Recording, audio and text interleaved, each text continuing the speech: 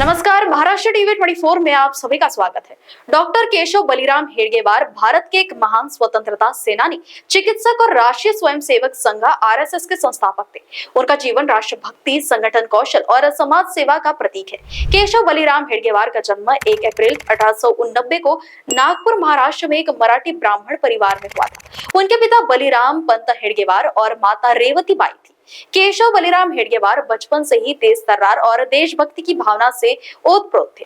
उनके परिवार की आर्थिक स्थिति सामान्य थी, लेकिन शिक्षा पर विशेष जोर दिया जाता था। उन्होंने अपनी प्रारंभिक शिक्षा नागपुर के नील सिटी स्कूल में पूरी की। 1905 में जब बंगाल विभाजन के खिलाफ आंदोलन शुरू हुआ, तब केशव बलिराम हेडगेवार ने विद्यार्थी जीवन में ही स्वदेशी आंदोलन में हिस्सा लिया।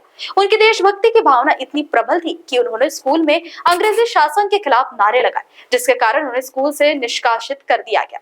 बाद में केशव बलिराम हेडगेवार ने कोलकाता के नेशनल मेडिकल कॉलेज में दाखिला लिया और 1916 में चिकित्सा की डिग्री हासिल की। कोलकाता में रहते हुए वे क्रांतिकारी संगठनों जैसे अनुशीलन समिति और युंगादर के संपर्क में आए।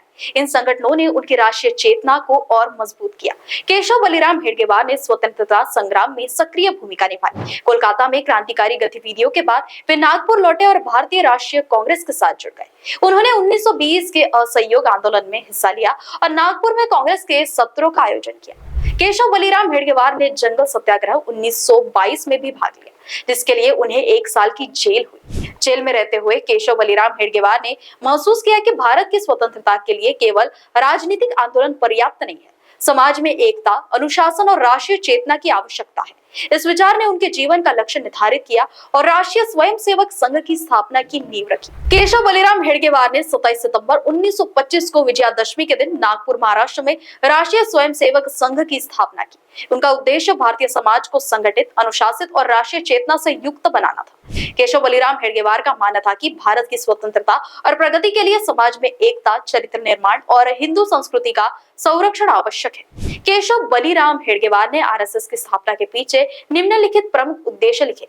हिंदू समाज की एकता, विभिन्न जातियों और समुदायों को एक मंच पर लाकर सामाजिक एकता को बढ़ावा देना, राष्ट्रीय चेतना का जागरण, स्वयंसेवकों में देशभक्ति, आत्मसम्मान और राष्ट्रीय गौरव की भावना जागृत करना, चरित्र निर्माण, शारीरिक, मानसिक और नैतिक रूप से मजबूत व्यक्तियों का निर्माण करना, सामाजिक सेवा, समाज के कमजोर वर्गों की सेवा और आपदा के समय सहायता प्रदान करना। केशव बलिराम हेडगेवार ने आरएसएस को राजनीतिक से अलग रखा, लेकिन स्वतंत्रता संग्राम में इसकी भूमिका महत्वपूर्ण रही। 1930 के नमक सत्याग्रह में केशव बलिराम हेडगेवार ने स्वयंसेवकों को भाग लेने की अनुमति दी, जिससे संगठन की राष्ट्रवादी छवि और मजबूत हुई।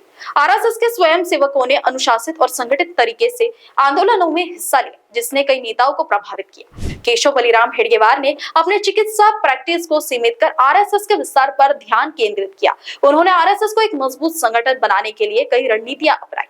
महाराष्ट्र टीवी 24 के स्पेशल स्टोरी में फिलहाल इतना ही। देखते रहिए महाराष्ट्र टीवी 24।